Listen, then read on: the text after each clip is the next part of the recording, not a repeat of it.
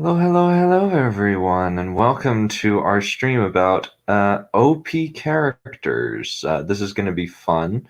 But first, allow me to welcome my guests. The current Wolf Lord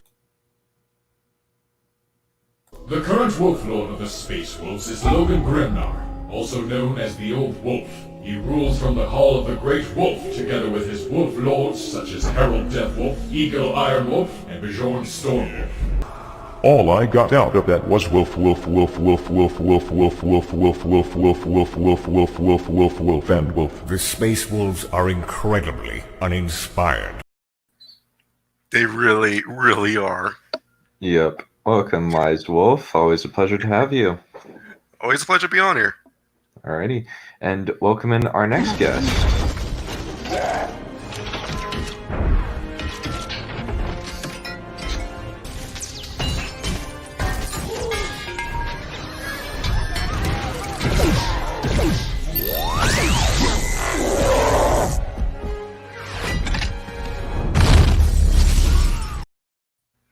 One punch!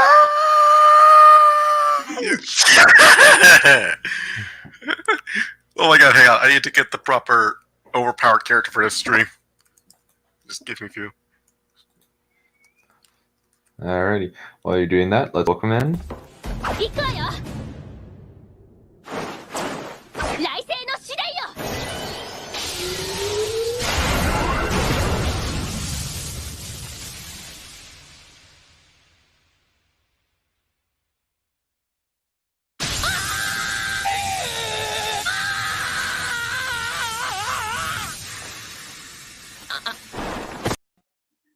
Hello, guys.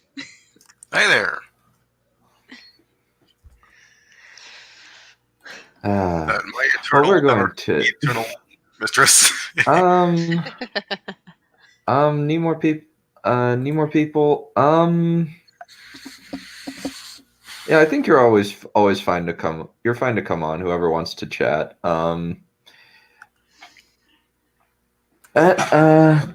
Let me get the presentation. Our faithful Prezi shared. Alrighty. So.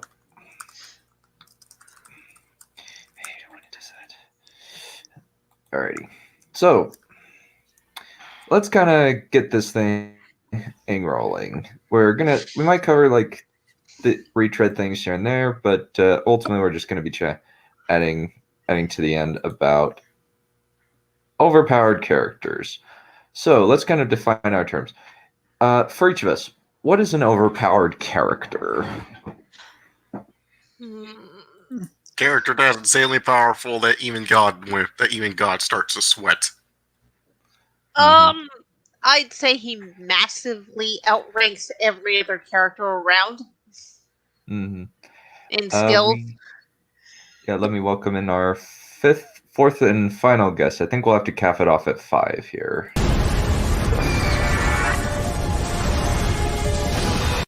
Hello, all my Gaggins. Hello. Oh, great. He's here. Also, I literally was up all night trying to pre-order PS5 and success. So that's fun. Oh, great. That's $500. Good Those are $500 gone. Yeah, it's $500 gone, but there's also no PS5s available now. Like, at all. Then you'll have to pay $70 for a launch title. I pre-ordered Demon Souls, so that's gonna be beautiful. Literally, the fact is that there's so few PS5s, and then there's so few people pre-ordering, and like half of them are on eBay right now being scalped for like thousands. So I get to essentially speed run the game, and then I have my low-level invasion build, so then I can bully people. Like the filthy gatekeeper I am. This is him. Yeah. Kind of a Okay, so who's said what they think an overpowered character is? I know I have. Wolf, you have. Have you, Drake? No, I've been giving it some thought before the stream starts, and there are like different levels of overpowered character. There's sort of the overpowered relative to everybody else, but not ultimately overpowered. This being like a Gundam, where you could theoretically overpower them, but it's just not efficient to. Other kinds of overpowered are like in a world of scissors, the Rock is king. And Yeah. and it's just what you are is just an insane hard counter to everything else that exists in the world. And others are like the reality warping type of overpowered, where it's like Ray levels of the writer is on your side. Yeah, basically the DM's girlfriend. Yeah, basically. And Every there roll is a are all sorts of D20. different levels of overpowered like that. It's like there's also overpowered only on certain scales. Like a Power Rangers villain might be overpowered, but then he gets stepped on by a Megazord. So the reason that he's considered overpowered is because if you don't escalate insanely, then if you don't escalate to the point where it breaks your character, then yeah, the guy looks overpowered, but it's because the characters have restraint or moral limitations to why they don't just immediately flatten you. It's basically the principle of why we don't nuke the planet. Yeah, basically. And I'd essentially just second what Drake said. There's kind of levels of overpowered, and it's contextual. Yeah, it's contextual.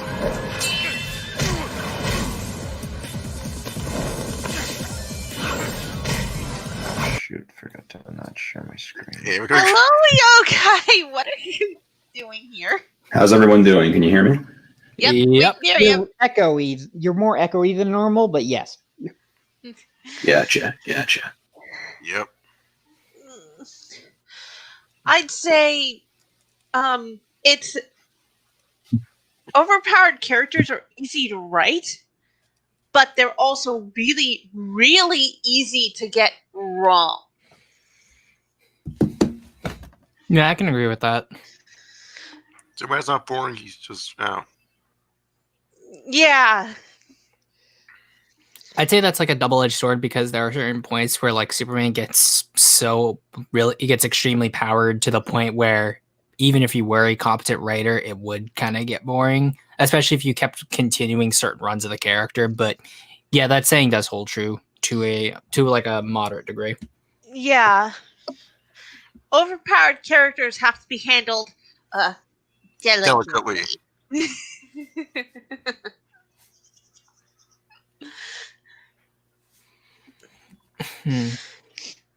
Yeah, an example of an overpowered character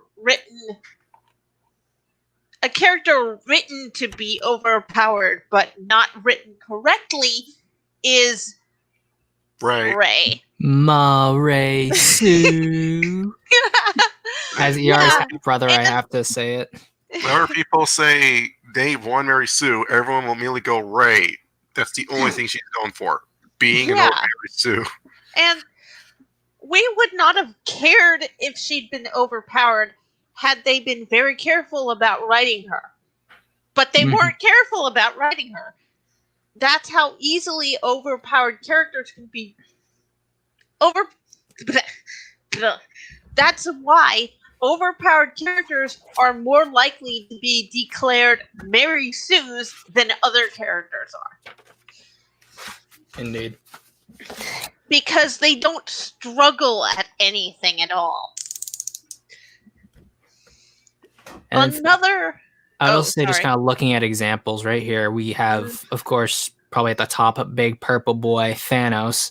I'd say, like, he's overpowered because he outscales every character in intelligence, and then, of course, in strength, too. And it's demonstrated specifically by jobbing the Hulk really badly in his first appearance. And I think, in a lot of ways, overpowered characters as villains usually have a pass, because antagonists are always the surmountable kind of goal for our heroes. So I'd say it's a lot easier to write an overpowered antagonist than it is to write an overpowered hero, because because narrative stakes allow villains to be stronger naturally from the onset. An example I have is, well, my profile picture, Kuso Psyche. He is, believe it or not, he is actually stronger than Saitama. Not even joking here. He is that. Yeah. He is very, very, very powerful.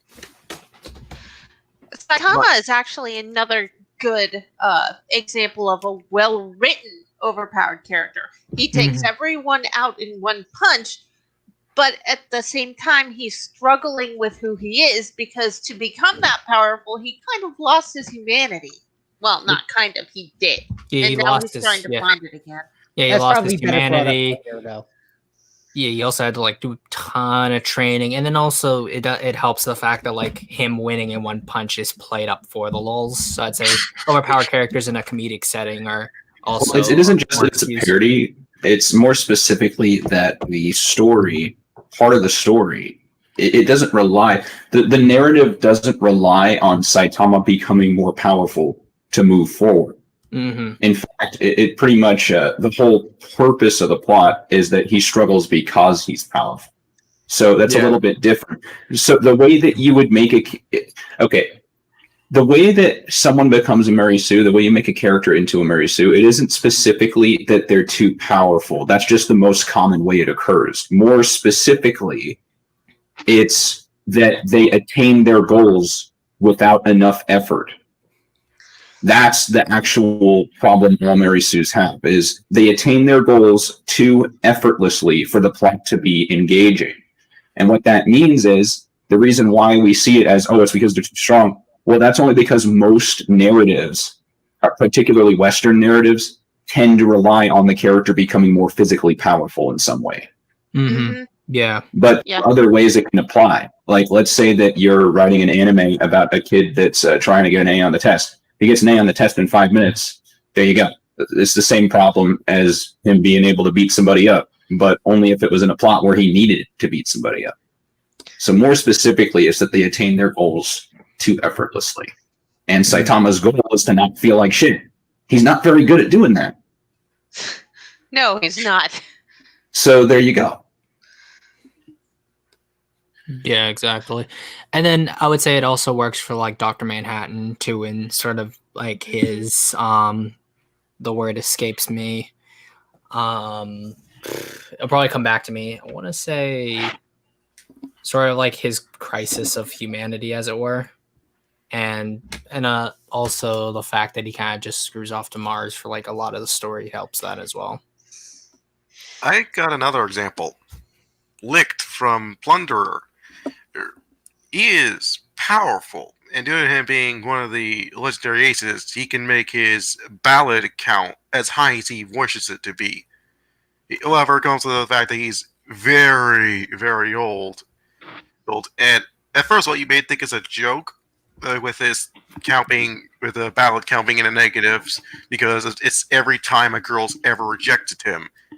That ending in episode 2 kind of hits home, because then you realize that it's not out of actual. It's not because it's from a lack of effort, because he actively tries to distance himself, because he has suffered a lot of pain, and he tries to put essentially the happy-go-lucky guy he is. That's a part of him, but he acts like a pervert to drive everyone away from him. Another I don't know if it's an example of poor writing or not, but Goku is another overpowered character. Depends on the season, from what I've heard. Yeah, it depends on the season, but I would say like all throughout Dragon Ball, he definitely struggled a lot. And Dragon Ball was fine. Well, Towards the end of Dragon Ball Z, however, it was getting insane. So the thing about Goku is that I actually thought about this for a while. I used to think he was a Mary Sue, which was why I've always preferred Vegeta. Well, it's one of the reasons. But I later thought about it and realized he's actually not. And there's a reason why. It's because he pays for his power. Now, here's what I mean by that. So it isn't always obvious that he's paying for his power, because he has a very nonchalant personality. But the way he pays for it functionally is that the people around him suffer and he has to lose time. So a perfect example of this is the call to action in Dragon Ball Z. When Goku had to run across Snake Way for God knows how long, they probably actually said so, while all of his friends were dying to Vegeta and Nappa. It was like a couple hours, I think. So if Goku was a Mary It took him if Goku was a Mary Sue, he would have gotten there in time and no one would have died. His price for becoming powerful enough to defeat the villain was that some of his friends were sacrificed. Yeah. Now he react to it in a way that's less brooding per se than other stories, but that doesn't mean he didn't pay for it. He just reacts to it in a very nonchalant way because that's how his character was written. He's very silly. He's very lighthearted. And then there are other moments where he's more serious, particularly during the fight. But the point is, the way that he functionally within the narrative pays for his power is actually written quite thoroughly. He sacrifices time with his family. He sacrifices time with his friends to the point that sometimes they'll even get killed because of how long he's gone for. Yeah, because he lost Yamcha, Tien, Chiaotzu, and then Piccolo, and then by extension Kami during the Saiyan saga, during the Frieza saga, lost Vegeta, almost lost Piccolo again, and then actually lost Krillin, and that's how he got Super Saiyan. And then during the Cell saga, he didn't even win against Cell. He actually had to sacrifice himself to kind of ensure that win, and in a way, it helped make Gohan a better character. And then in the Buu saga, obviously, he was in the afterlife the entire time and trying to get Goten and Trunks to sort of be the next generation, and then he kept on losing more people until finally at the end where he had to step in. So, yeah, no, I agree with that entirely. And towards the end, it looks like he's struggling to pass on the torch, but the writer doesn't want to. Mm-hmm. Yeah, it's actually been a lot of critics. I know Totally Not Mark gets into this. He kind of rewrites the Buu saga. Didn't care for his rewrite, but I didn't think it was bad. I just personally didn't care for it. The Buu saga was supposedly meant to be about Gohan, but Toriyama changed his mind halfway through, and it shows. Mm-hmm. Yeah. Let's be honest. Let's be honest. If it wasn't for Majin Vegeta, the Buu saga, other than Majin Vegeta, who carried it, the Buu saga was the worst saga in the series. And I hate to say it, because it's actually my favorite saga, but objectively, it is the worst written saga in the franchise. Oh, well, yeah, no, franchise. GT was pretty bad. Again, I hate to say that. I hate to say that because I like GT, but objectively, it is horribly written. GT's fun in like a quirky way, but like, if someone's asking me to watch any of the three like main sagas, exactly, it was half slice of life, which was what they wanted. So the reason why Toriyama, he said this in an interview, the reason why he wanted Goku to become a kid again was because he wanted the transformation to Super Saiyan 4 to be when he got to write adult Goku. But whenever he wasn't the Super Saiyan 4, he wanted to make Goku quirky like when he was a kid. And specifically, this is how I got him, because this was another thing that he said. So one thing he said was part of why he had Goku grow up near the end of Dragon Ball and the beginning of Z was because he found it easier to illustrate the choreography of battle.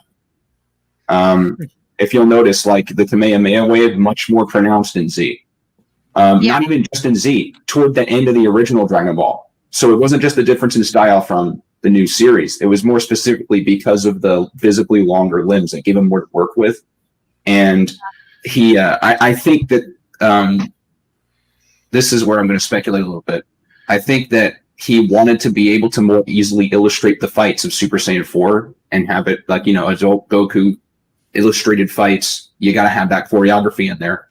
But then when it's the more slice of life thing, he kind of had callbacks to the original Dragon Ball, and I think that's what he was going for. He kind of wanted a little bit of both. He wanted his cake and eating it too. Yeah, and to be honest, it wasn't a bad idea. To be honest, I think that it was brilliant to have him be a kid when he was normal and then an adult when he was Super Saiyan 4. But because Super Saiyan 4 is an awesome transformation. Yeah, well, yeah. The thing is, don't get me started on that because that's another paragraph. But the thing is that I actually thought it was quite brilliant because because the thing is he wasn't now that I think about it, I don't think that he even wrote. He was minimally into GT. He just did the character designs. Yeah, he did not do a lot Yeah, of he work. had the people write GT for him. So I don't think it's that he wanted to have his cake and eat it too. I think it's just that he saw two virtues, but the writers had a hard time balancing them. I think Hax has a counter argument to your sacrifice argument. Yeah. It's though the sacrifice argument would have merit if not for the fact that Dragon Balls exist. Maybe. Well, no, remember. The idea is the way that the Dragon Balls are incorporated is that I'm pretty sure the way it works is that everyone is able to come back, but only once, and then there's the Namekian Dragon Balls. The point is, we have an established manner in which death works. Personally, I prefer death to be permanent because I think it's more meaningful. That's just me. Mm-hmm. But that being said, within the construct of Vegeta's archetype, the fact that he could be brought back later potentially, and then it just so happened he was brought back later, the fact that he could be brought back later potentially, that doesn't necessarily lower the stakes of the moment. They were still severe enough for his archetype to occur. And his archetype was becoming a selfish villain to someone who cared for his family. That was the idea.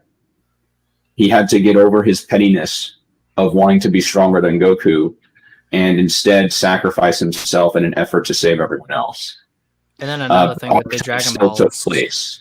Yeah. I would say another thing with the Dragon Balls was that in the Saiyan saga, we ended up losing the Dragon Balls. That's why they had to go to Namek, which put them in more danger.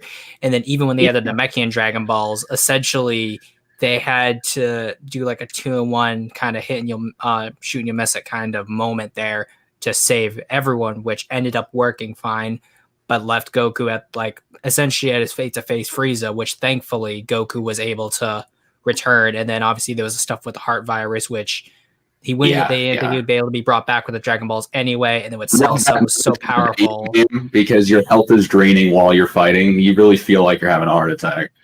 Yeah. But okay, but to follow up my point on the Majin Vegeta sacrifice arc, I actually think that the plot was enriched by the fact that dead people can be brought back, and the reason why was because of his very specific line. Vegeta asked Piccolo, "Will I be able to meet that clown Kakarot in the other world?" And then Piccolo says, "Well, no, you're gonna go to hell, which means you're not going to be able to train because you won't have your body." Which means again, he's sacrificing his ability to become stronger than Goku for a greater cause. So they actually use that dynamic to strengthen the plot. But that being said, I think it would have been better if Vegeta wasn't brought back. He should have died.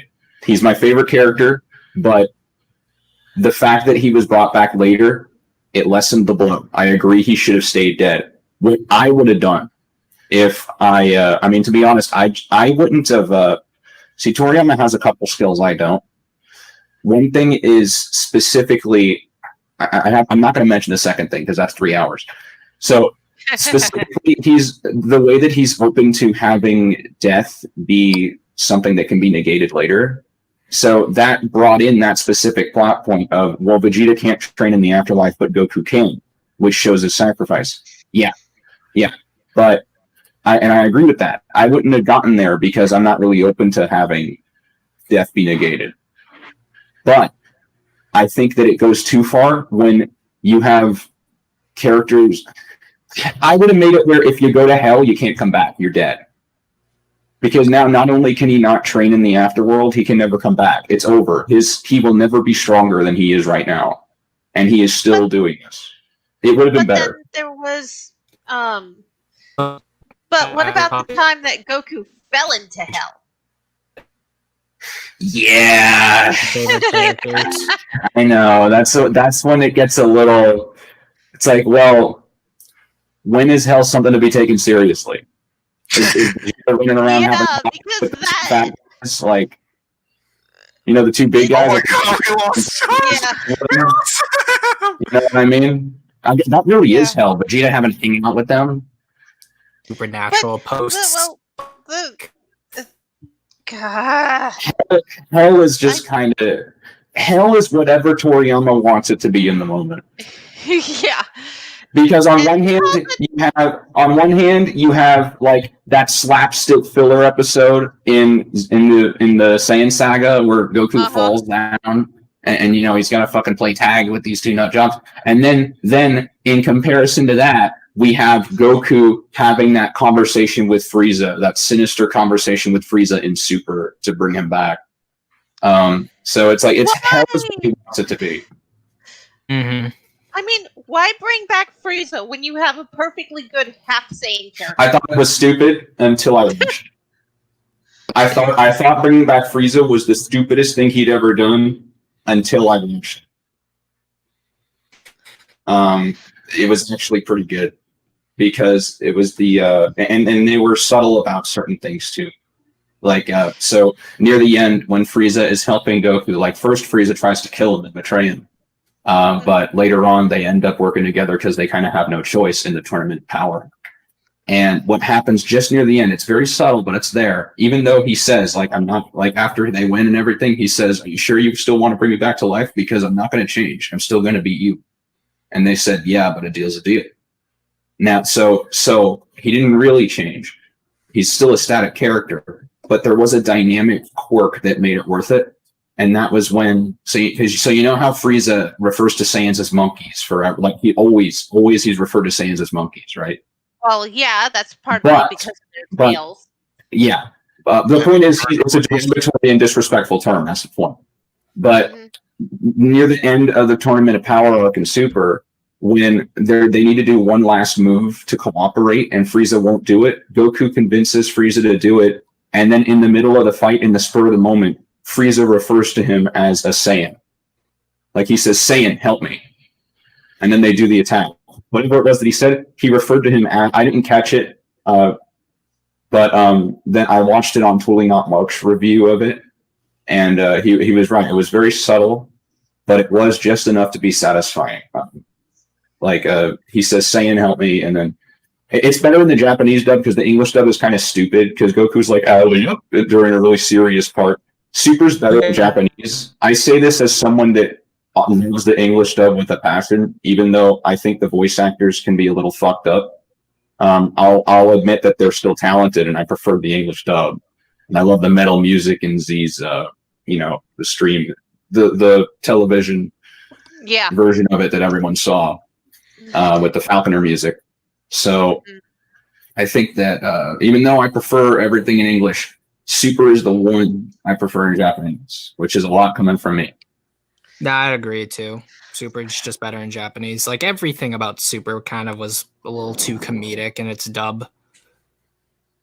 Not just that, but anybody else notice? Maybe it's just me, but did anybody else notice that? Because this could be part of it, even though it's like maybe more of a subconscious thing. Anybody else notice there's a lot more like Japanese bodily movement in Super than there was in the previous ones? Here's what I mean by that. So like in Dragon Ball, you're just watching a show, it's just the characters moving around. And then Z, again, the characters are just moving around, but the fights are a little more angsty. But and GT too, which sometimes was more lighthearted. But then in Super specifically, like you see like Vegeta doing a Japanese bow sometimes. It's very Japanese now. Anybody notice that? Is it just me, or is it weird to see Vegeta do a Japanese bow like Iwata from Nintendo? It's weird because he's not human. And he didn't grow up here.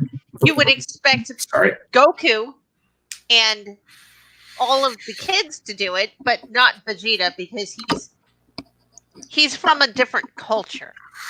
Perhaps it's something learned, but I don't know. It was just a little weird. Like, I mean, on one hand, maybe it's to show that he's a little more like a person now than the Saiyan Prince he used to be. He's more, which is kind of part of his arc. But it's weird specifically seeing that translate into businessman like Japanese movement. Like, I don't really see Saiyans doing that. And you see it a lot more. Like, Trunks does the Japanese bow. Vegeta does the Japanese bow. Like, and that's just one example. I'm not specifically talking about the Japanese bow. The point is they do a lot of idiosyncratic movements that are specifically unique to Japanese culture, and you're seeing Dragon Ball Z characters do it. It's unfitting to me. Which is maybe part of the reason why Super is better in Japanese, because it just seems more genuine. It just fits better. It's like a different show now. Well, yeah, but as I was saying, I would expect maybe all the characters that were brought up on Earth to do that. So Trunks. But that's the thing, though. Like, even the old shows, but that's the thing. But that's the thing. Even the old shows, like the original Dragon Ball, like you'll only see Goku bow when it was only because he was about to fight. That's something you do in martial arts. Yeah. So he wasn't bowing because he was acting like a Japanese guy. He was specifically bowing. He was going to fight somebody. It was very minimal. But now it's like, they're like, it's just weird to me. Maybe it's to show that they're civilized, but then you civilize the monkey. We never see Chi or Bulma doing it. Now you want to know what I think? I think that's a fair point. But what I think is that they didn't even think about it. I think they're just I don't think they thought about it. I think they just kind of accidentally did it. This has been talking Dragon Ball Z with Yokai. Sorry. We went into it, but hey, it's all for the greater good. I suppose we could call all the same characters overpowered. No, because there's a lot of Saiyans who are still pretty weak. No, I know, but I mean, it depends on when. Let's move on from Dragon Ball. Let's move on from Dragon Ball. Yeah. Fair enough. Yeah, let's move on. I have not seen any of Dragon Ball, so I have nothing to contribute. Oh, Technically, I played Dragon Ball games.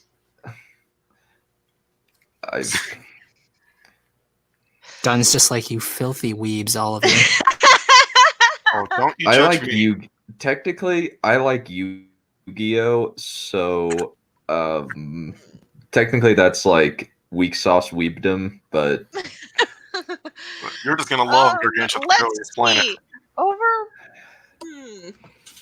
By the way, while I was talking, I went ahead and turned up NVIDIA RTX voice to kind of mute everything around me. Do I still sound echoey? A little, but not in the Just a same tiny way bit. you did before. Yeah, because I'm using my new Blue Yeti and I'm just pimping it out. Courtesy of them. Would we call the Pharaoh overpowered? Because whenever he comes out, he always wins, no matter what. I would say, like, for the sake of the story, no. And yeah, actually, you could, because he only lost because the story demanded it. Okay, Yeah. I wish I remembered the guy's name. I really do. Atem. There was a guy that made a video series critiquing the Yu-Gi-Oh! Original Yu-Gi-Oh! Everything wrong with Yu-Gi-Oh! Yeah. Chivit? Is that Chivit? And often, that's the guy. And he kind of revealed, he's like he didn't flat out say it. Like, he would just point it out, and now I'm kind of coming to this conclusion. So the game, like, Yugi will actually, when the Pharaoh comes out, the rules of the game will sometimes be broken so that he'll win at the end of the episode. Yeah, that's what it feels like. But no, not just what it feels like. The guy, Shiva or whatever the fuck his name is, he actually plays Yu-Gi-Oh! So he actually knows when a specific rule is broken, and the Pharaoh actually does it. He specifically breaks rules sometimes. Oh, like, yeah. Yeah, like sometimes like cards will be rewritten for the show to do things that they don't do in real life. Which, okay, that doesn't mean he's a Mary Sue, but it's kind of a red flag when you have to redefine the rules of the game around a character. That doesn't automatically mean he's that, but it kind of means. Yeah, because he has I asked that. I asked like that making because normal I spells have a quick Harpy play deck. spells. Like I making have a Harpy deck, and I only win like a third of the time. So. And plus, he relies on the best card in the game, Pot of Greed. Which Don't you mean is a Yeah. poggers of greed? Is in my Oh my deck. I god, don't that means give a you'll shit. automatically one. I have 3 pot of greeds and 3 shards of greed. I don't give a shit. I just want to spend the whole match chucking cards around. I don't care. I want a full hand the whole time. Poggers of But, greed. One, Yeah, that's that's the not thing. legal, and 2, there are way more efficient ways to do what you're talking about. Yeah. Just poggers of greed, bro. Poggers of greed. Yeah, I just look up the term greed and I just throw them all in. But no, because I use Yu-Gi-Oh! Pro 2. Club of Greed. I use Yu-Gi-Oh! Pro 2, which is an online simulator where you can have custom music and stuff and play Yu-Gi-Oh! With your friends. It's the best thing you can get for it. I've tried using that, but I just can't make it work. It's very difficult to set up. It took me hours upon hours, but it was worth it in the end. I was able to make a customized title screen that has Karitsugu on it. And then for my friend, he likes Jack Atlas, so I put Red Dragon Arc Fiend on his back. Yeah, you can do everything you want with it, but it's like a Windows computer. It'll do anything, but rarely will it work. Yeah. Alrighty. Still off topic. Did we Yes, wind up we are. addressing what we were talking about? No, I don't. Okay, so Examples of overpowered Man, characters. I think we got really in. yeah. I think what we should do next is kind of, is this necessarily a bad thing? And if so, when does it happen? It's only a bad thing when I said earlier, when a character, when it's overly easy for a character to achieve their goals. Doesn't have to be how it's okay for a character to be overpowered if the story doesn't rely upon the narrative can't move forward until they're powerful. If you're writing a slice a lot like back to Saitama again. So One Punch Man, when if the way he would be a Mary Sue isn't by being powerful, it's a given that he's powerful, but that's not what the story is. The way he would be a Mary Sue would be if he was able to achieve emotional satisfaction from his fights. Then he would be a Mary Sue because the plot is all about his lack of satisfaction. It's not about how strong he is. His flaw isn't that he's not strong enough. His flaw is that he's kind of Not dense. human. There's a lack of satisfaction in his battles. That's kind of the thing. Mm-hmm. I think with he's annoyed by life. Like, he's just isn't bored. He's just annoyed by everything. He just likes to live life as normal. But due to unfortunately, he has the attraction of drawing in the weirdos in his life. He gets an idiot who is so dumb he can't even read his mind. The most beautiful school, the woman that's considered the most beautiful on the planet. Someone tells you she has a fan club that is filled with a lot of people. Jinyobo, as well as a couple others. And overall, the plot, it's more slice of life thing, but the plot, there is a sense of a plot, and it's more about how, it's more like the friendships he has, even if he doesn't really want them. Like, at all. Yeah, you're exactly right. You're exactly right. Like, the way that you would make him a Mary Sue is by making him be able to achieve satisfaction through minimal effort. Like, if it only takes him 2 or 3 episodes to change his mind about how dissatisfied he is, then there's no plot. Yeah, because then after that, he would literally just go around beating every villain, and therefore the universe would have no stakes, and everything would be super boring. In fact, Yeah. it's very much so. It's like I think that both Saitama and Psyche has this effect on other characters that around them, like some of the characters that they interact with, it inspires character change. I may be wrong on that aspect. No, I think you're right. on the So money. much bad in one picture. Hey, Dunn, how's it going to Beautiful. feel to be called a sexist by only having women on this picture? Yeah.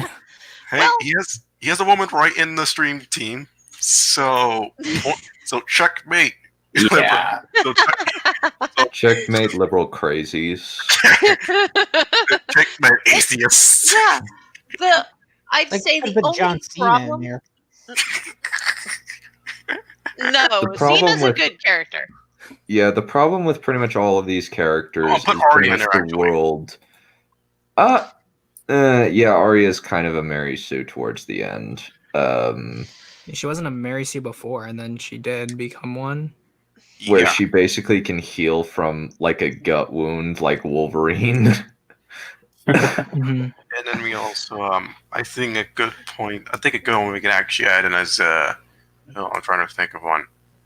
And I think I saw one recently. No, Are overpowered characters a bad thing? No. not necessarily.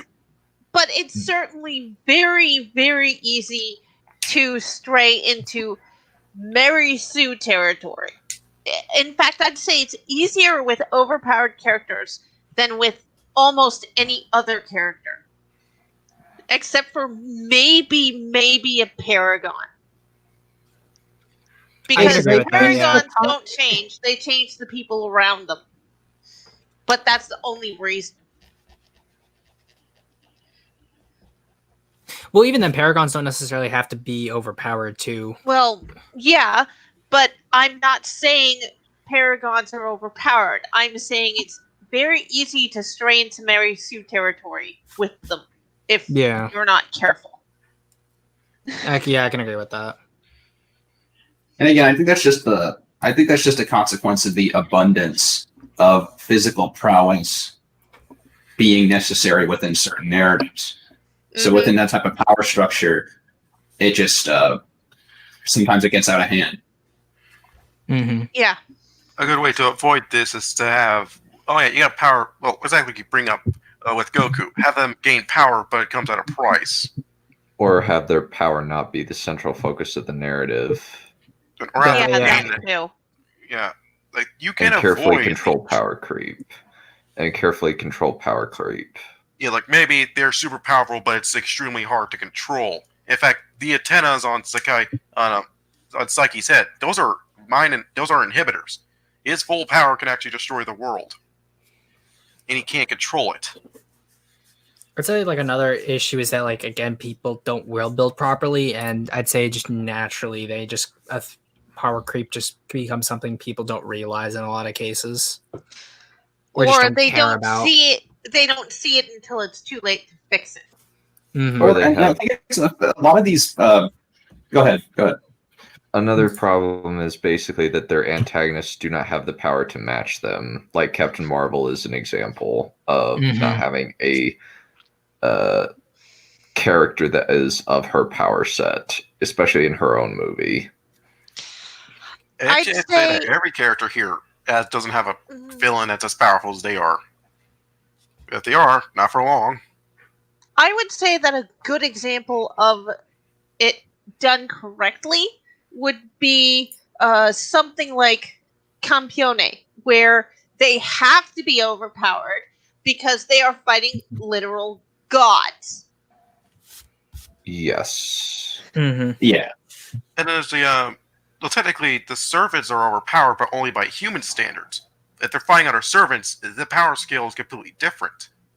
Yeah, that too. So Johan actually had a. Do they need weaknesses? I would say yes. Yes, they should have at least one.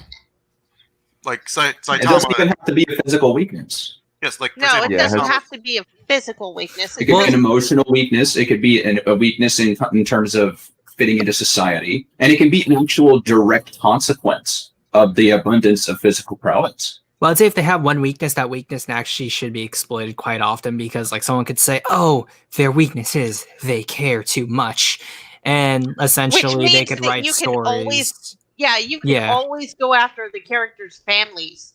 Yeah, but if then also they're- like they could have that weakness, but then they just solve the issue in like no time flat, and it's still considered a weakness that they overcame. So essentially, they have no weakness, even though. Well, as the You writer, tell you them get to decide how you get to decide how temporary the weakness is, how arbitrary. That's the word I'm looking for. You get to decide how arbitrary the weakness is. Mm. You get to decide how much of a problem it is. So if they're just like, they're brushing their teeth and they accidentally use a little too much toothpaste, probably a little arbitrary. I don't think that counts. That's just a slapstick moment. But if it's like, because of a direct decision that they make, they get someone killed and then they blame themselves for that. Now you're getting into it. Now that's how you generate character and plot. That's an example. Yeah. I've heard that Kvothe in the King Killer Chronicles is kind of a Mary Sue based on like the fact that like he gets a lot of attractive women and is good at sex right off the bat, and he picks up things really quickly. But that is all I know about the character. Hey, what can I say? Some people are better at banging than others. Yeah, I guess so. I'll have to read Yeah, it in order to give you and- like my full opinion, but And I just don't because really a character know. picks something up fast does not mean that they were Mary Sue. It just means that their learning curve is different. A good example of that actually would be Bell. Bell, he gets a skill in the beginning that will increases his growth rate. And he can become broke. He becomes broken very fast. However, due to the actual limits, he continuously faces things that are way stronger than he is. Sometimes one time he even fights someone that's 3 whole levels higher than he is. It's only offset, and the only factor that offsets this is the fact that he gets a boost from Haruhime. Mm-hmm. And so it's like he gains a couple levels in order to even match her, but that it's a temporary boost, and it's not something you want to continuously rely upon. And it's not as if achieving levels is easy to do. Yeah. I think another problem is kind of like the narrative is easily solved with their power is the main thing that's wrong with this. I think overpoweredness is kind of like magic. You have to be very careful with it.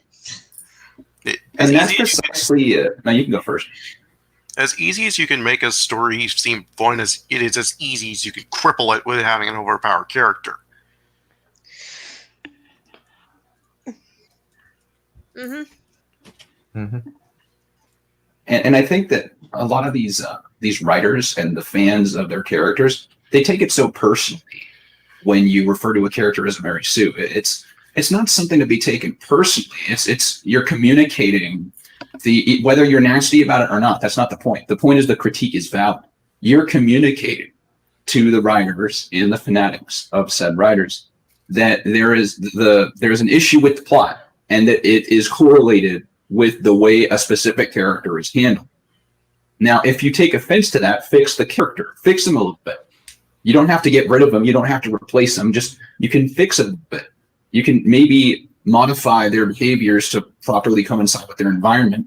And a lot of the time, it's more the world reacting to them than it is them reacting to the world, where it's like, okay, maybe that's not entirely true. But my point is, with Rey, for example, it's a lot about how the world treats her. It's less about what she does back. It's more about how the world treats her and how the world just kind of bends to her whim. And how she seemed to come up with new force powers out of her ass. And also, everybody loves her. Prevent her from losing a fight properly. There's nobody on the good guy team who doesn't like her or thinks she's awesome. And the ones that do are like essentially almost always punished or proven wrong throughout the entire film. I don't think I don't think they even need to have her be punished because they don't exist. Because those don't exist. I was gonna say Poe, but even then she kind of turns over to her side too. But like Poe question her. Remember he has the argument with her in Rise of Skywalker. But that's not call that an argument. Well, he just says you're our best fighter. You should quit hitting the books and get on the field and wreck crap. And even then, that's a backhanded compliment to say that she is awesome. There's no conflict that any good guy character has with Rey. There's no conflict. There's no conflict at all because Rey doesn't have to work to achieve her victories. And that's one of the problems that we all have with her. And that's one thing that a lot of people bring up is how like you said with Poe, people validate her. They emotionally validate her with minimal effort. Oh, did you know you're awesome? Yes, I know I'm awesome. I am totally cool, therefore I am fine. Yeah, no. We read stories we don't want to see people just suffer, but we also don't want to see people just succeed. Yeah. We want to see some struggle in there. If there is no struggle, then there's no engagement. Yeah, and There's no point. There's no point to the story. Yeah, the only time there is constant validation can work is if it's a power fantasy, and that only works usually if it's through an interactive experience like a video game. But even then, you still need, or something like James Bond or Batman to a certain extent. Yeah. Well, even with Batman just gets slapped around quite a lot too. So I wouldn't even say like he's always praised all the time.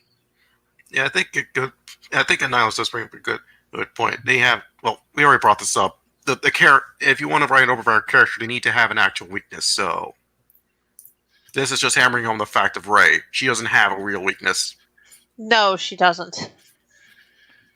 She just kind of is. And she's just kind of a force of nature that wrecks everything in her path. Other than Snoke for like 3 minutes, but then Kylo and it's okay to have a character that's a force of nature. They just have to be written differently. Saitama's technically a force of nature. Yeah. But like Saitama, you have to balance her power out somehow. And the writers for Rey did not do that. They just went, oh, isn't she so awesome? Yes, she's awesome. Yes. She's so awesome. I want to be like her. It's like, no. Yeah.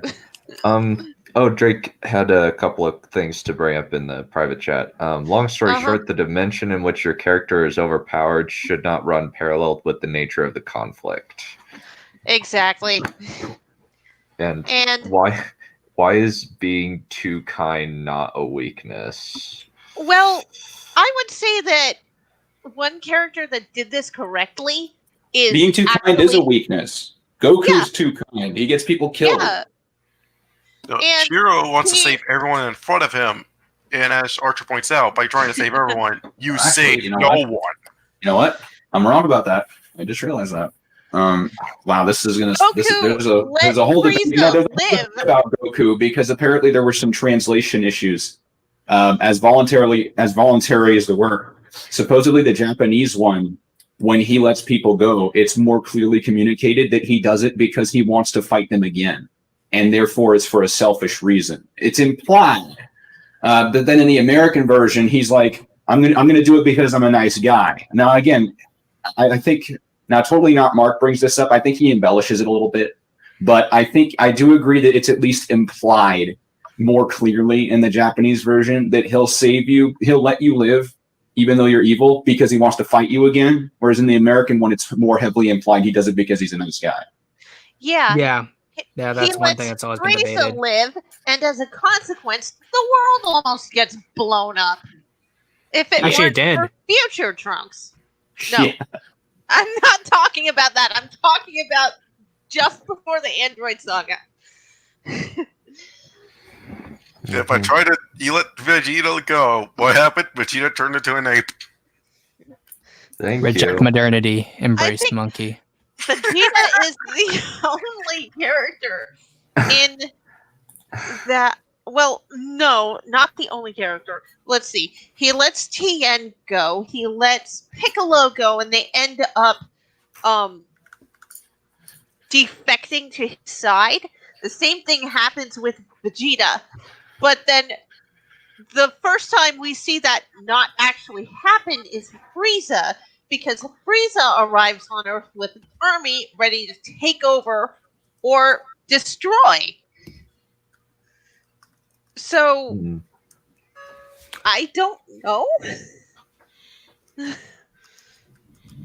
I think that kind of it's, with Mary Sue's, they're always kind perpetually, and it always ends up furthering the plot is one of the problems. Yeah, they're kind to everyone, including the villain, and that does not come back to bite them in the end. Whereas, with my example of Frieza, it would have bitten everyone in the behind if future Trunks hadn't shown up. Well, remember, before future Trunks even showed up, Goku did show up to kill Frieza. in the original Yeah. timeline of that. So, but even then, to a degree, your point still stands. Yeah. So that's That's another good topic. That's another good topic. How to do time travel properly. Oh, boy. That's another good topic. Because Trunks, he, from what I recall, when Trunks was written into the show, he followed the rules of the time travel very consistently. The rules weren't broken; they were very clearly defined. It wasn't until Super when they did it again with Goku Black, and I hate to say it because he's my favorite villain. Vegeta doesn't count because he's not a villain anymore; he's only answer. But with Goku Black, he kind of breaks the rules with his time travel. It's very inconsistent. It's very inconsistent. Okay. It just kind of does what it wants. Okay. So Drake actually put something that we're kind of going into a lot of like examples, but we aren't necessarily like going into the fundamental theory of things. And then let's do it. So we're No. kind of tangenting off a little bit. just a little. Yeah. But when do we not? That's the Yeah. that's the fun of it. Yeah. So, but yeah, it's like it is not technically a bad thing to go off to have somebody who's overpowered. I think the thing that you need to do with like having a character that is powerful, either have them be one among equals in power, or make it very common. Make it very common, or make it a difficulty for the person to like get power. I think that's the main thing. A good example is My Hero Academia, actually. Quirk can do a lot of crazy shit. And technically, all things considered, All for One is real. Wasn't One for All. I don't remember what exactly what Izuku's quirk's name is. I don't remember what it was called, but I think It's One for All. okay, The there you go. other one is All for One, and that belongs to the bad guy, Villain. I believe. Yep. Yeah, One for All is very powerful. However, it breaks all of his limbs at first because he doesn't know how to control it. And that's because he's using it at, I don't think he's using it at full power. I haven't watched My Hero Academia, but I do understand like maybe the first parts of it.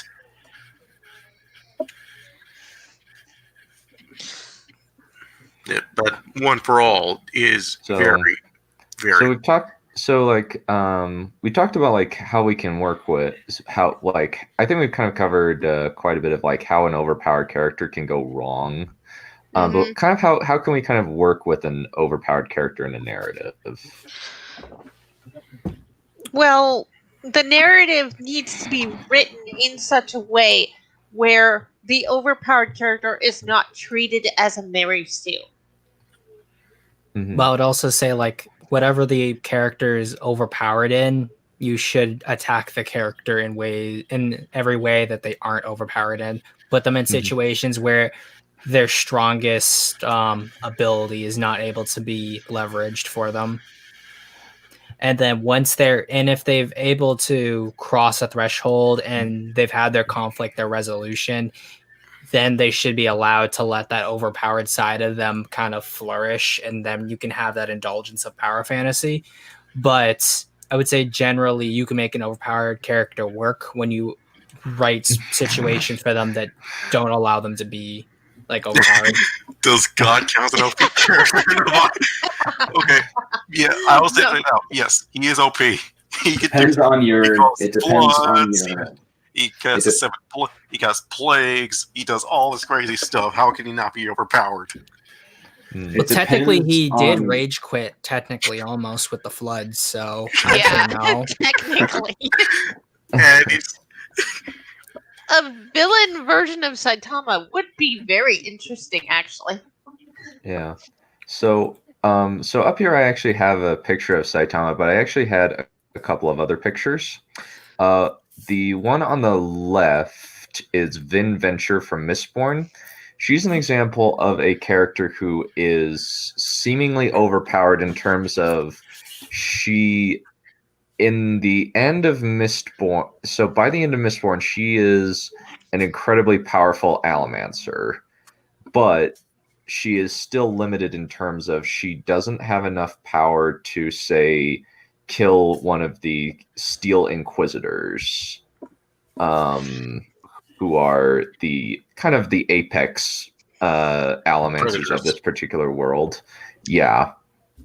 And by the third book, she's able to kill them. But there are explanations within the narrative for that.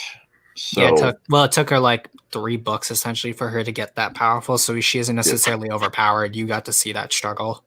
Mm-hmm. And one thing that she has that's slightly different is that she can pierce what are called the copper clouds.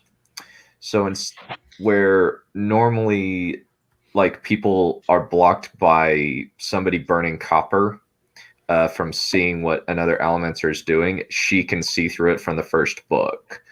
But later on it explains, oh, there's an in-world reason for this.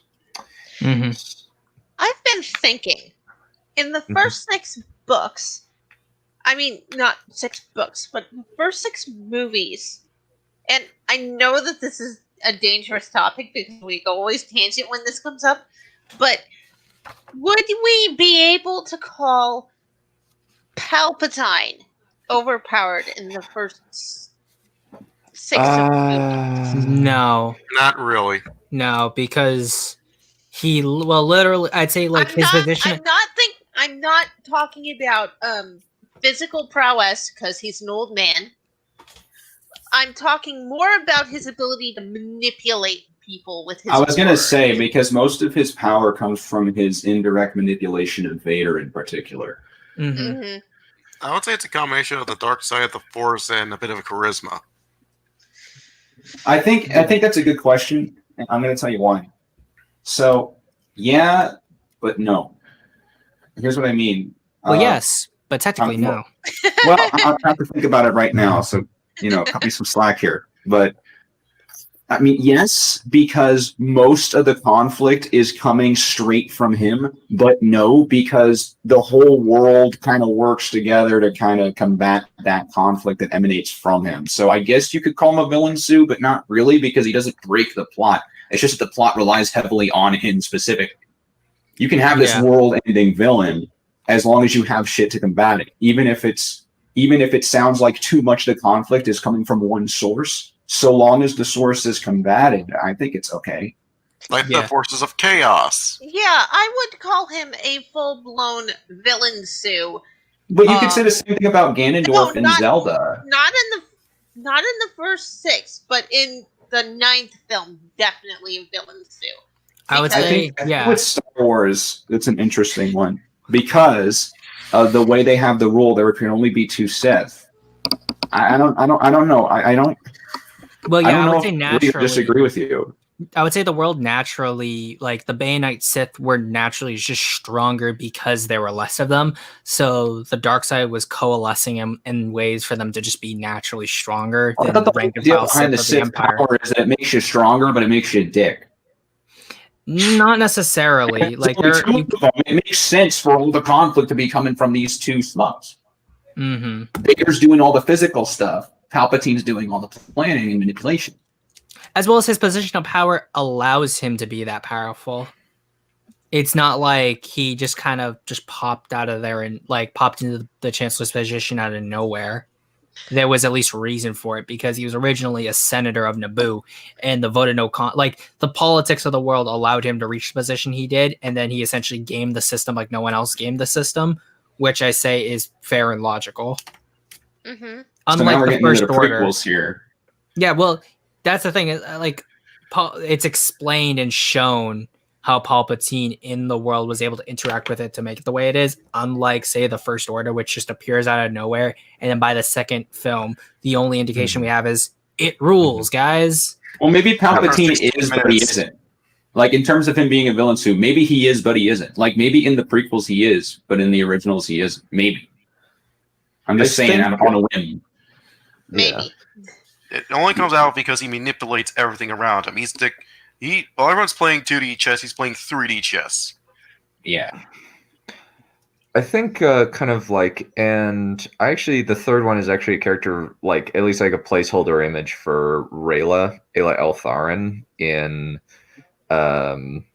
I would kind of I would have put Randall Thor, but I would like to save chatting about him for another day and kind of how they work around his incredible power.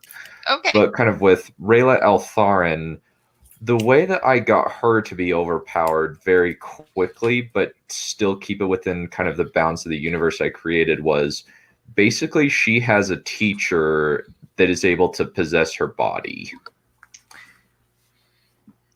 And the way that that works is, I read this a while back on my stream with, I think it was Jen of Lesbian Nerdy channel. Please check her out. She does a lot of good stuff. But basically what happens is Rayla has a lot of magical power, but instead of, I knew I didn't really want a mentor character necessarily. So what I did instead was I had her like have a lot of power, but she has somebody who's able to she's basically the reincarnation of somebody who was an extremely prolific magic researcher. So she knows a lot of things and is able to possess Rayla's body in order to and use her own power to do stuff. Mm-hmm. So, and also there are things later on with Rayla where her brain is manipulated by this eldritch force that makes it so that her vision of reality is warped, so that sometimes she can't tell friend from foe and uses her power on people who would be her allies normally. Friendly fire. Ouch. Yeah. God damn it, you team killing. You'd be she there's actually a very at least like I hope that it's good in book 2 where like she gets an influx of a lot of power from this eldritch force that's like use it, and she's like, and she can't handle it, so she has to direct it elsewhere, and it ends up creating a rain of fire down on an entire city and killing most of the people in it. Oh no. And it includes children. Oh. Yeah, that's an example of that's a cost too high to pay for a very powerful power. And that's no P character done well. Yeah. It's like you can use this, but it comes at a severe consequence. Yeah. Yes. And it's like she has to use like multiple like destructive constructs. One of them turns a lot of people, a large section, every piece of organic life within the city that's not her, into ash. But before that, she sends down an uncontrolled like rain of fire bolts, and all of the kids that were before the rain of fire happened are killed. Built in that. Oh.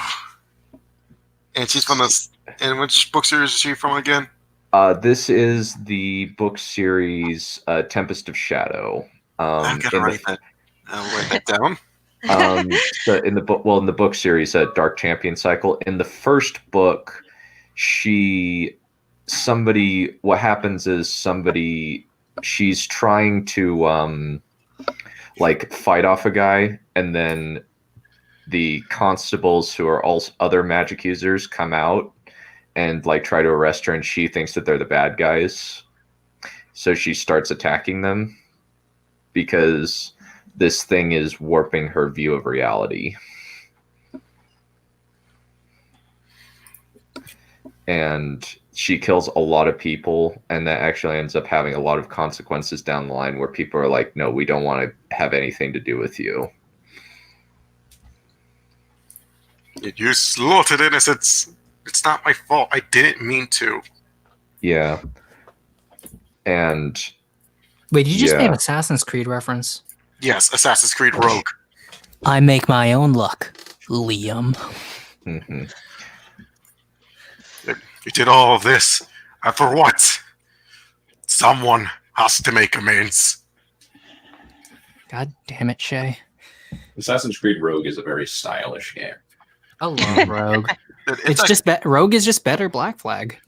It has a lot of They mechanics that took are so long to port it. I mean, Jesus H. Christ. I would actually like to True. see Rogue. They should have delayed Unity and focused priority on Rogue. So Unity was good. I'm not saying that Unity isn't good. It's like the story is actually out of the modern Assassin's Creed. It is the closest to what I would consider the good story. But the gameplay was what I found off about it. Now I have a good question. I think was it Commando that said it was better than Black Flag? It was Zim. I did. Zim said it was just a better Black Flag. Why? Because I think what's it called? I prefer the setting of the 7 Years' War to the Caribbean. I think I find Shay just more enjoyable than Edward. Although I think Edward had more character development because he's just a longer game. And in terms of support, I just like the idea of betraying the assassins, but we're going completely off tangent here. That's actually a topic reserved for off the stream. I think, but that's kind of just a, but I was kind of like using like an example, like in my own thing of kind of like somebody who is overpowered and within the structure, because one of the things that she has usually it's reserved to male, female, and then a secondary power. She has all three because her previous life accidentally ripped out the power from another guy, and now he only has one power, and that's the dark power. And that's kind of, and it's kind of, he's still alive at this point, and he figures out by using his power on her that she is the reincarnation of his wife, and now he's after her, trying to get his wife out of her head and into an automaton so that he can have his wife back. And that's kind of the focus, his focus for the second book when he figures it out. Well, at least he's not out to kill her. Well, there are other people trying to kill her, so yeah. She has a long list of people who want her dead. Oh yeah, especially since like this realm is ruled by a bunch of people like her, or at least that have access to the dark power in excess. And that's the thing that gives her most of like her immense power, is the fact that she's able that basically the Eldritch Force just wants to mess with her life and make her suffer. But he does that by giving her lots of power so that she accidentally causes more damage than she meant to.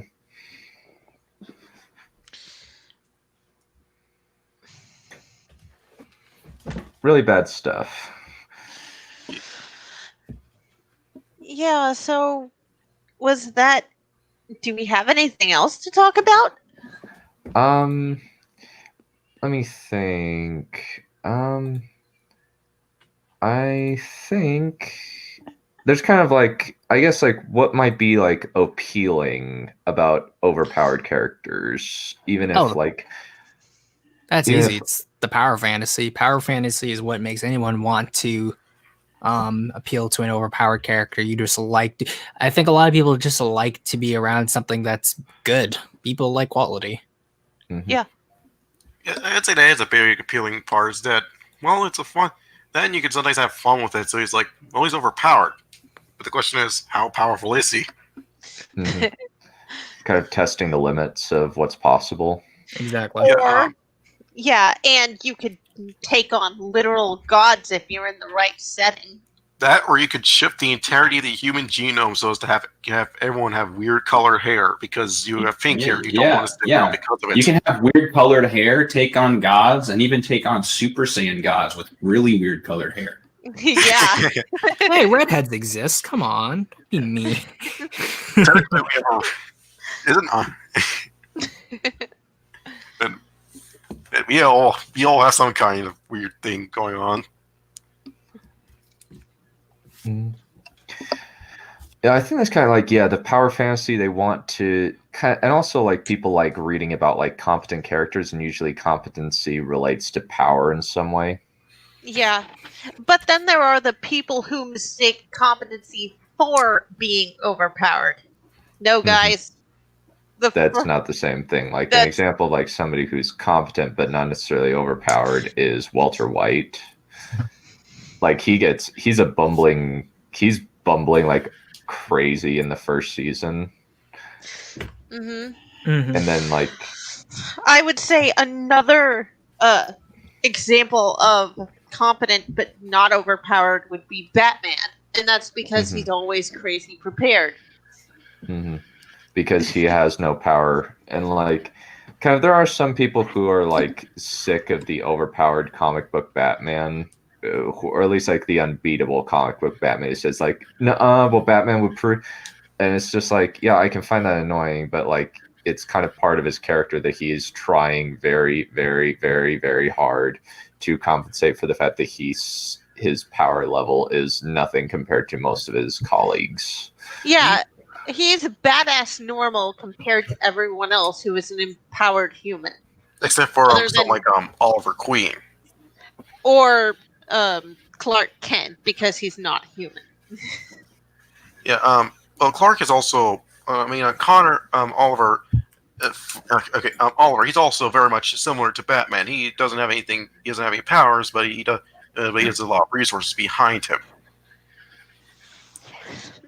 But yeah, the key part about Batman is that he just wants to be prepared for everything, so he doesn't run into a situation where he isn't prepared for something. Another character, if we're going to stray into DC, would be Kate Kane. She's the same. And no, I'm not talking about Kate Kane from CW's Batwoman. Oh, thank God! I was about to say because that shows just that's not Kate appalling Kane, and that's not Batwoman. that shows just appalling dreck of the highest order. Yes, very much so. But yeah, I'm talking about Kate Kane from the comics. An actually well-written character. Yes, and she's basically a gender swapped Bruce Wayne. But it kind of works because she worked for it, and she didn't steal it all. Hint, hint. CW. You guys still hear me? Actually, yeah, we can. And All she's right, not she's not an incompetent, terrible human being like she is in the show. And she can't survive getting it, and at least she doesn't get hit by a truck. And then it's like, oh, I have a defibrillator built in just in case for this, or it's a nice fact. I don't remember. Yeah, no. Let's see. Could we call Lex Luthor an OP character? I think partially because he is unbelievably intelligent. Yeah. He's that's what I was physically thinking. weak, though. That's the thing. Yeah, in some things, like he gets like power armor to kind of compensate. So. Yeah, but that's an external thing. Quote, yeah, but he's quote, also unquote, like always still a physical disadvantage to Superman, even with the armor. Yeah. Like, isn't the thing powered by kryptonite or something? Yeah, I think it might be. So. Then the Batman Rogue Gallery, the majority of them, it's like the majority of them, they have to rely upon something specific to them in order to become. They have special traits about them, but they aren't exactly superhuman unless you count Killer Croc. It was, well, part Croc. Poison Ivy with her plants. Oh yeah, her too. Then there's Mr. also Freeze. Yeah, Mr. Freeze. He is and he has to maintain a suit because otherwise he can actually die if he's not in an area that's freezing. Well, yeah, like in every way, Batman's Rogues Gallery always complement or like match him on some level. Like Bane is stronger, Croc's stronger, Ivy's technically stronger, Hush is smarter, Hugo Strange technically smarter, Clayface stronger, Talon's a better fighter. Joker's a foil, so like he technically doesn't count. Penguin's got as much resources. Yeah. He's just kind of like Joker's that wild card in the scenario. Fitting of his name. Yeah, very fitting. Mm-hmm. It's why people tend to fear the Joker, not the Batman, more. They know what Batman's going to do. They don't know what Joker would do. Mm-hmm. Not even Harley would know what he'd do. And she's the biggest Joker fanboy there is. Fangirl. Sorry, fangirl. How dare you misgender Harley Quinn? For shame. Hit me over the head with the newspaper, please. What?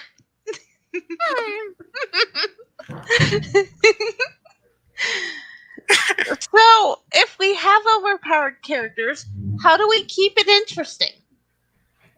Well, we play to their weaknesses, not their strengths. Or have a slice of life comedy. That's also true. Yeah. Another thing is kind of like give them antagonists that are of their power set. Like one example Or is higher. Or higher, like Hulk versus Thanos. Normally Hulk is kind of overpowered, but he's stupid. As opposed to Bruce Banner, who is weak but really smart. Yeah. And then he kind of goes up against Thanos, who is actually like military grade like military fighter. Like I think a good example in Infinity War is just like Hulk is just wailing on him, and then Thanos just kind of uses surgical strikes to hit him. He's both smart and strong. I'm the only one that's annoyed by Bruce Banner never being utilized properly. I think most. I mean, here you people have a vulnerable scientist that can turn into a raging monster, and you're not going to capitalize on it. Like I haven't seen it done well. You're not going to capitalize on using the scientist instead of the monster? I haven't. Here's the thing. I haven't. He had like a Dr. Jekyll and Mr. Hyde thing going on, but nobody wants to write Jekyll. They only want to write the Hyde, and they don't earn it writing the Jekyll. Like, I mean, I don't know. Bruce Banner's a weird one because they can't even get the same actor to play him half the time. There's been like 27 Banners, and he's never even the main character. But the thing is, like, I haven't seen them do what I like with Bruce Banner since the fucking GameCube game. When you're on, I think it's the second level, and you have to like Metal Gear stealth through a level because you don't want to get shot, because you have to like you're like hacking computer terminals, and if you get shot too many times, then you don't die. But what you do is, okay, so you know like those old like Capcom games where you'll hear the sound of someone getting killed because you lost, right? Well, it turns black. You hear the sound of him killing them, which is the bad ending. The bad ending is you got shot, they found you, you got shot, and now you're killing everybody. So you want to sneak around. And they made him very vulnerable. Like when he gets hit, he's like, I'm bleeding. Like it was so cool. That's the thing. It was very cool in a simplistic sense. But it also showcases the vulnerability of the scientist. Like no one wants to write Jekyll anymore. They only want to write Hyde. That's because all these people are too stupid to know how. I wouldn't take it that far. I don't think the Marvel movies are bad, at least not most of them. No, that's not what I'm talking about. I'm talking about the comic book writers. Oh, okay. I was talking about the movies. Why are the comics doing that too? Drake, is your mic out or what's up? Like, Drake. you're saying a lot of insightful. He's saying a lot of insightful stuff. Is just maybe his microphone is broken or something. I think one thing kind of like with like Darkseid and Superman, I think another thing with Darkseid is the fact that he pushes Superman to want to break. He pushes Superman on a moral level as well as a physical level is one thing. You can give us an example. I think like partially it's just like Superman hates Darkseid to the point where he considers breaking his rule and killing him. And that's a big thing for Superman. As much as the recent comics would not make that scene. Him not killing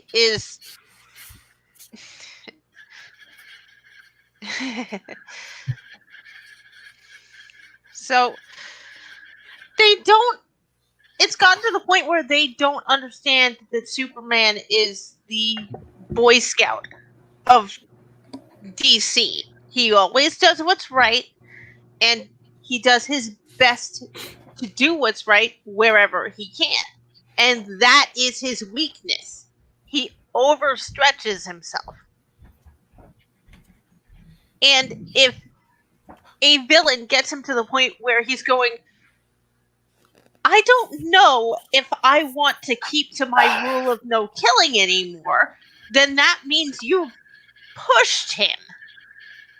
Mm-hmm. And also the thing with Darkseid is that Darkseid allows Superman to like go to his limit in terms of power, and he just invites that kind of epic climactic power fantasy battle, which I think a lot of people enjoy. Like, if there's aside from just the moral dilemma, I think everyone just loves to see it when Clark can go all out and just go toe to toe with Doomsday, or not Doomsday, Darkseid. A mistake. Doomsday too, to agree as well, but Darkseid especially. Yeah, because most of his villains make him fight smarter, not harder. That's probably part of what the appeal is. Yeah, like how Lex Luthor is infinitely smarter than Clark. Mm-hmm. Or Superman. Which is interesting, because I thought originally Superman was supposed to have super intelligence.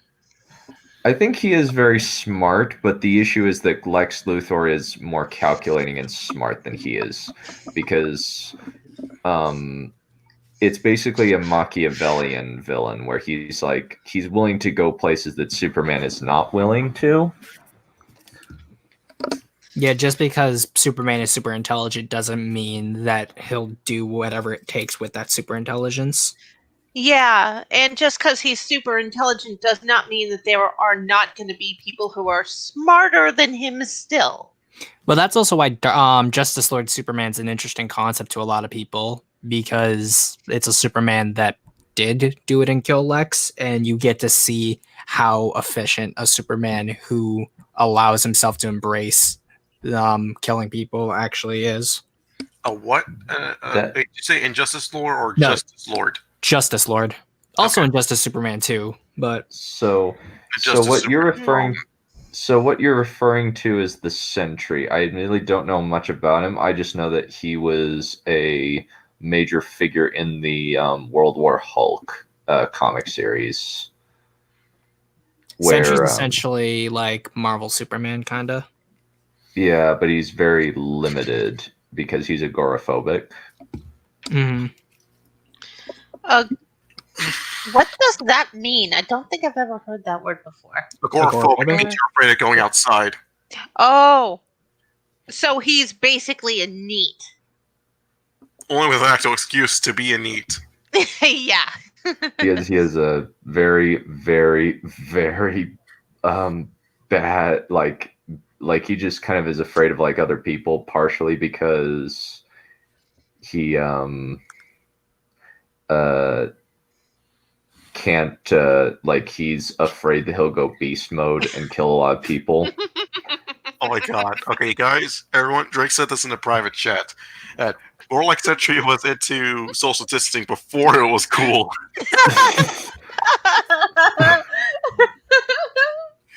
Okay.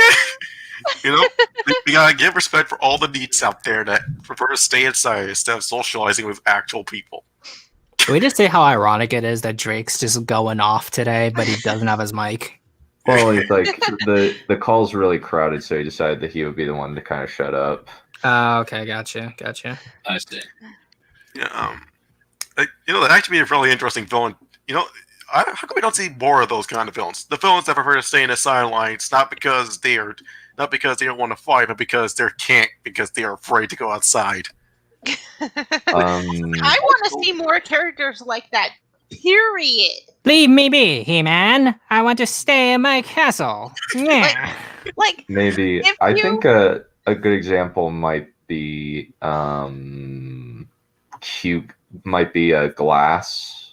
Glass, but then they ruined him in his movie. Glass. Yeah, Okay, I'm not familiar with that character. Who is Glass? He is It's very a shown strong, that- but extremely fragile. Yeah, I don't know much about Mr. Glass. So I just saw the movie after. What was it called? so Yeah.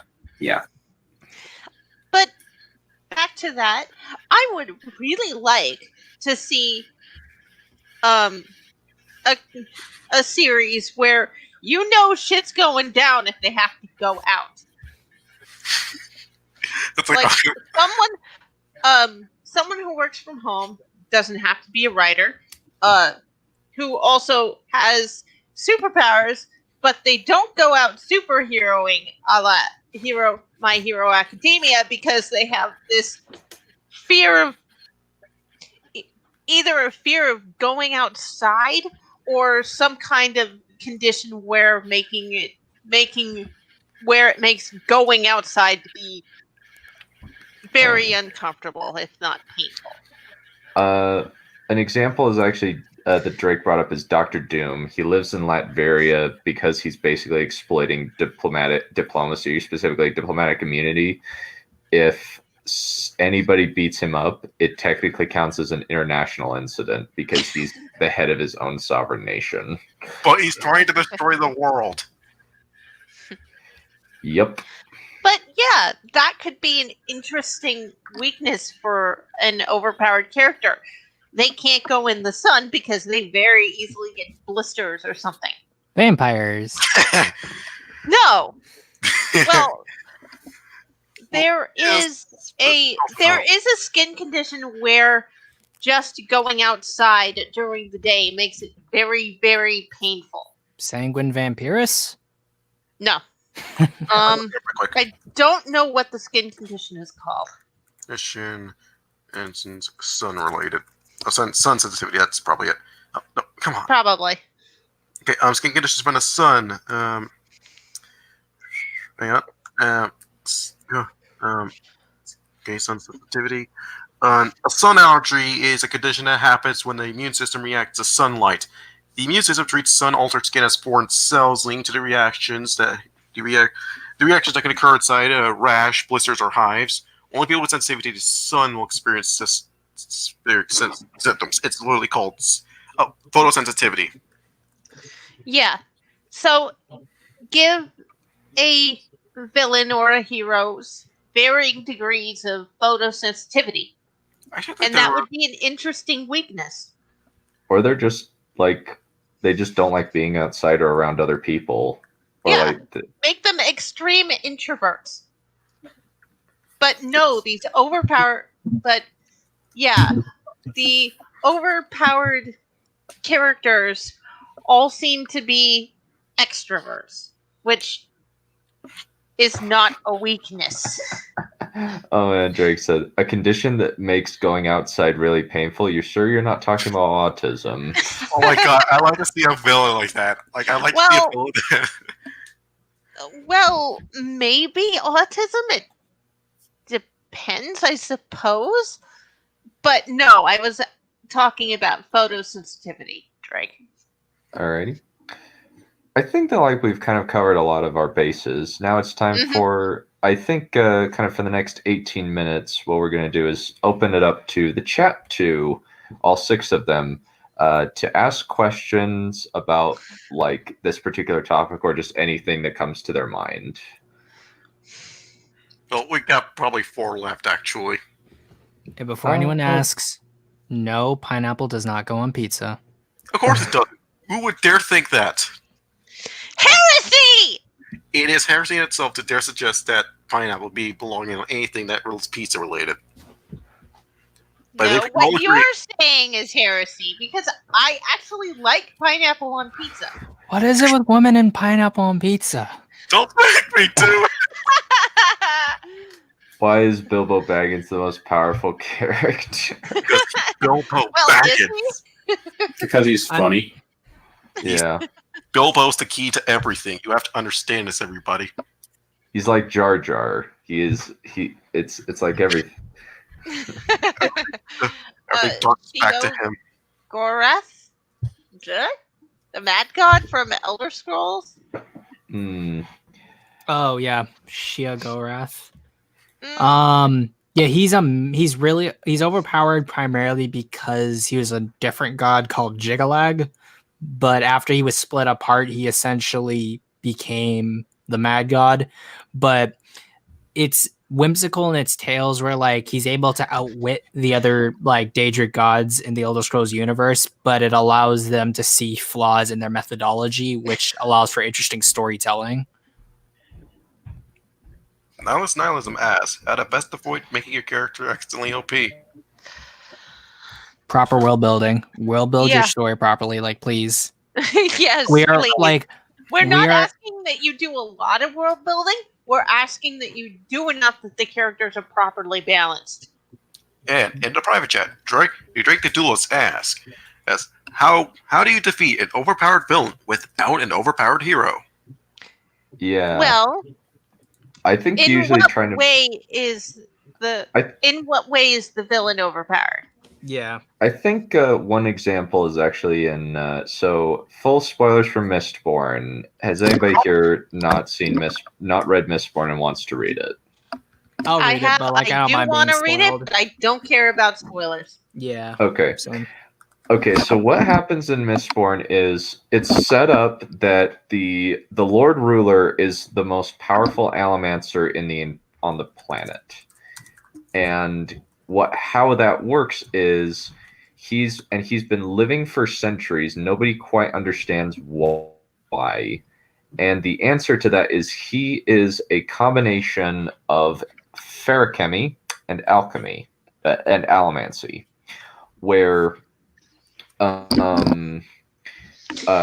instead of where it's one or the other, he has both. And one of the things that you can do with gold, with feruchemy, is you can store, and atium is you can store age and healing ability. So what he does is he'll pour a bunch of that power into his metals, burn it, and then shove all of that power into special stores that he has.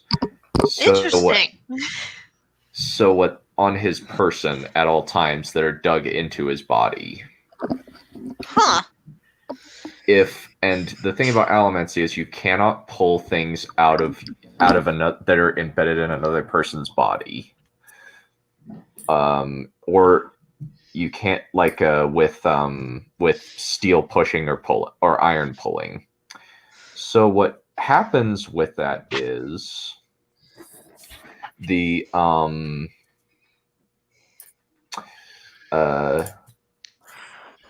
so when Vin is up against the Lord Ruler and he's choking her out, what happens is she has her earring, which is a hemalurgic spike that gives her powers but also limits her. It's been set up throughout the book that the mists enhance allomancy, and she somehow burns the mists like allomantic fuel and is able to pull the Lord Ruler's wristbands off of him so that he just slowly ages and dies. He rapidly ages and dies. Oh, wow. That's essentially how that works. So. Okay, so you're done. Yes. Well, I am literally done, but yes, I am done. That's why the meme is that on a server, instead of just saying regular done, we say done.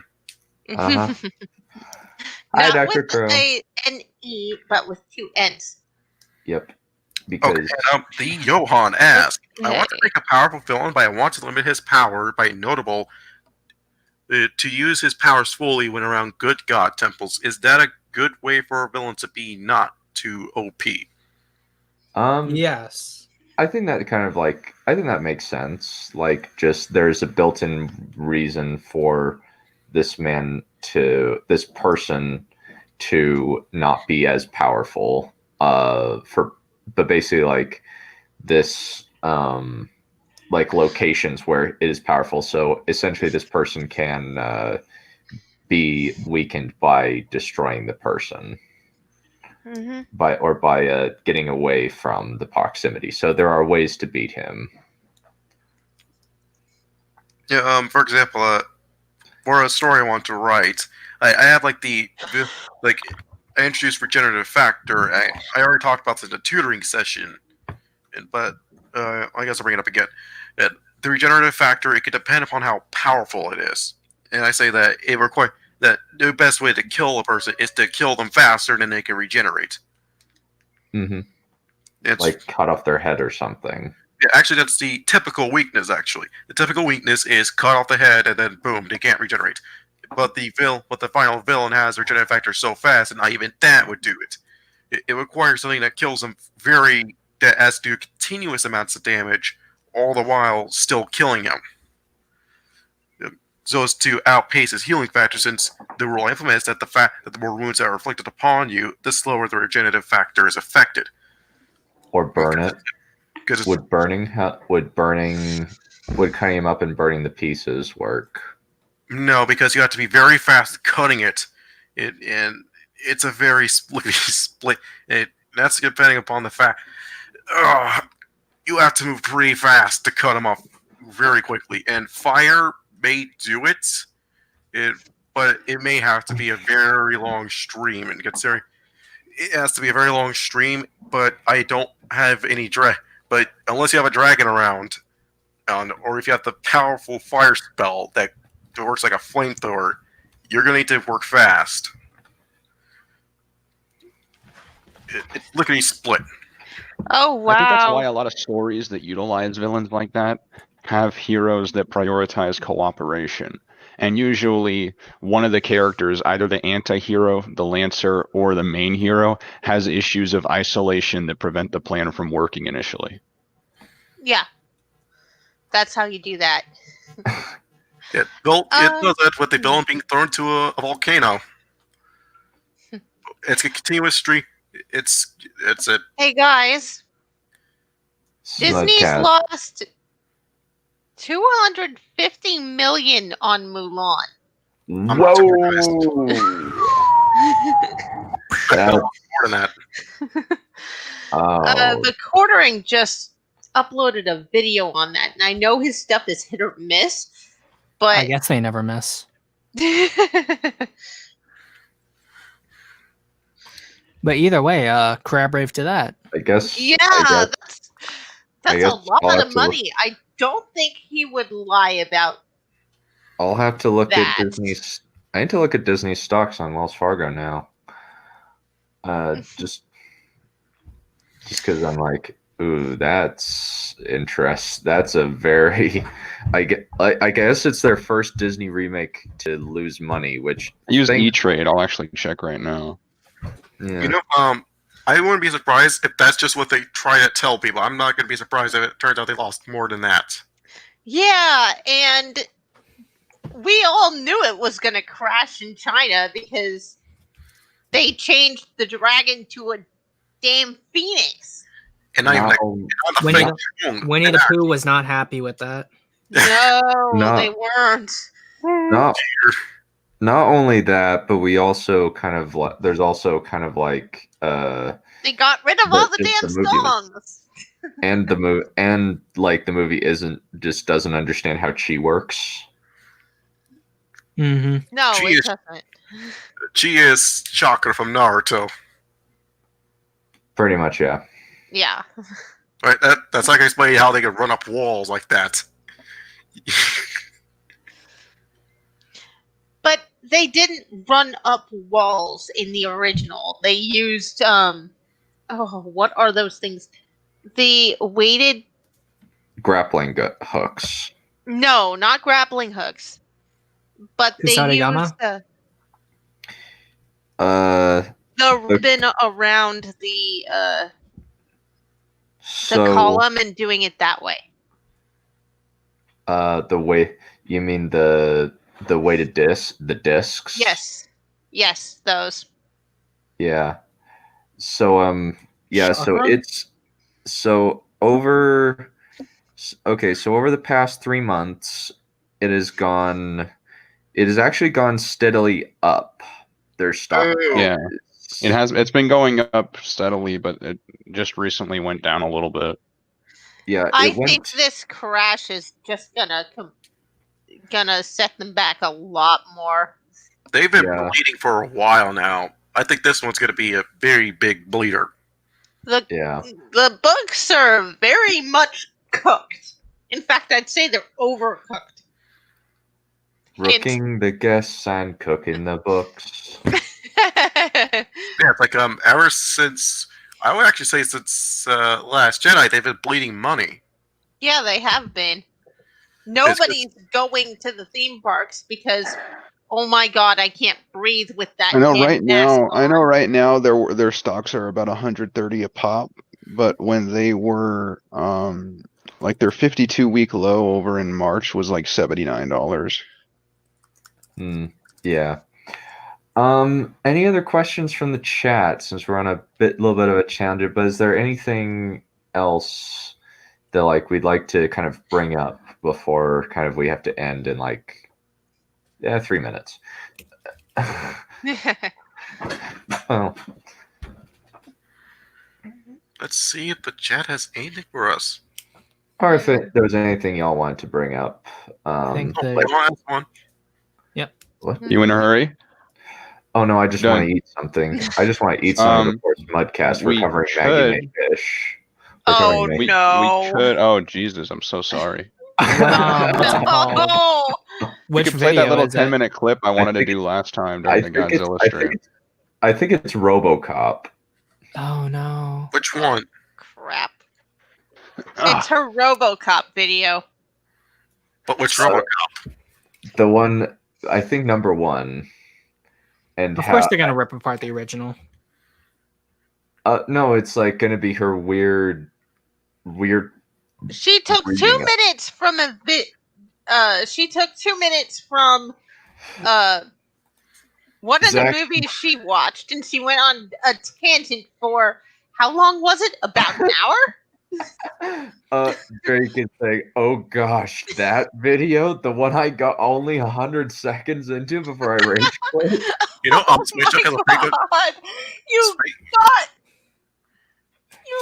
almost got 2 minutes into it. I would have turned it off after 10. Okay, Space Chick has a pretty good question for all of us. Will you use Chinese slave labor when turning your stories into films? Yeah. Yeah. Well, let's kind of. I think we can close things out right now. Mm-hmm. Yeah, I think we've done everything we possibly can. Yeah, we've talked about a lot of examples of OP characters and how you can kind of make them better. They're not necessarily inherently bad. They're just really easy to get wrong. Oh, someone has a question. There we go, Johan. He was typing out for a while. So, if you make a great villain, how can you cause the villain to feel dread to an event that the heroes caused? I think the way that you would do that is you have the hero, you have something set up where it's something that the villain is very, very attached to, and the villain basically or is very valuable to the villain, and when the heroes take that away, then they feel scared. I think that would work very well. That's one way. Another way is, depending on the story, it can just be their presence alone, because that's what they did in John Wick to a really good degree. Yeah. You cannot get me in this place. And then the hero walks up behind them. Oh, really? Are you sure about that? Yeah. Yep. I think it was done that way a couple of times with Goku, but I don't think I'm remembering it properly. Yes, you okay? You hear me? Yeah. We just heard that. I'm not sure what that was. Oh, that was me swapping mics again. Oh, gotcha. I'm just swapping between the two. I have my headphones and I have the one in my room station. Oh, nice. I've got a nice, like, 2-3 minute clip. It'll be a nice outro, I think, everyone. Well, I can't really play that long without getting copyright struck. Unfortunately. It's not like a movie or anything. Oh, what is it? No, hold on, I'll show you.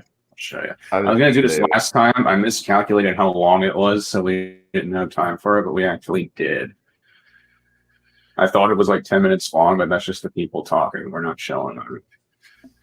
There it is. I guess that's it. Okay. Let's do it.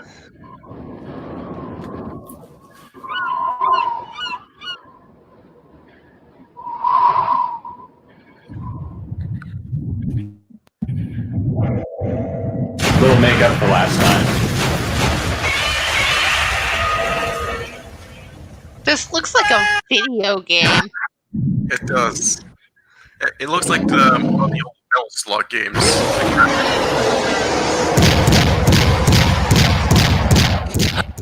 It looked like the really, really old video games. Well, that's where they got the sprites from. It's from the Super Nintendo. Oh, okay, that makes so much sense. Hope we don't get trouble for the music.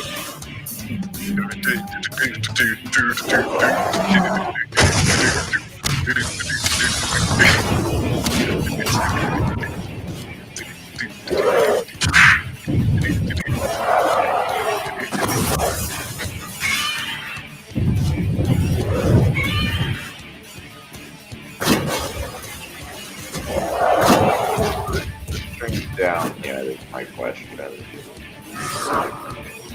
check.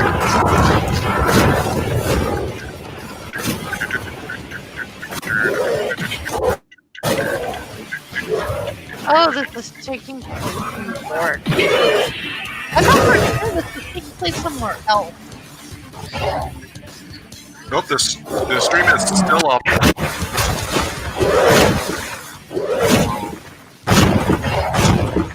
I think they can have good. Yeah, we're good. The stream hasn't been taken down yet. No, the stream hasn't been taken down. All right. Don't think so. I think we're good. We can call it fine here. Don't you dare. People are he is a black man. It's racist.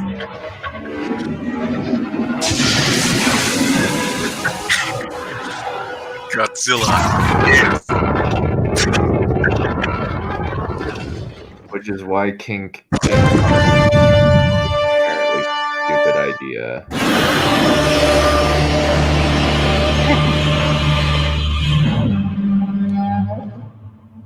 That was great, actually. Yeah. Well, I think just Reject modernity, embrace monkey. Yeah, there is no. Well, it's just like there is no like gonna be in a Godzilla fight. Something Drake has said. We need affirmative action for some Armenian kaiju. Asian kaiju keep taking their spots in modern cities. Yeah. All right. Well, everybody, that was fun, but I think we have to okay. Morally gray characters. We will cover that. Please put that in the stream topic suggestions, and I will put that in the running. Yeah. All right. In before Sandan Glockta. Yeah. I love Sandan Glock because Sandan Glockta is one of the best characters. Oh yeah, I'm only 5 chapters in. He's easily the best character. I know one thing I'm gonna do when everything's said and done. Continue watching. You're gonna start watching the second season of The Last Kingdom. Yeah, and we'll just have to watch it like on our own, each person on their own, and then we'll just tell each other when we're finished. Mm-hmm. Sounds good. I'll get caught up. Alrighty. Now I have only one last thing to say, my friends.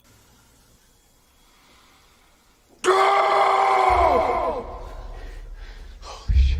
Okay, we're going. Bye, guys. See ya. Catch you later.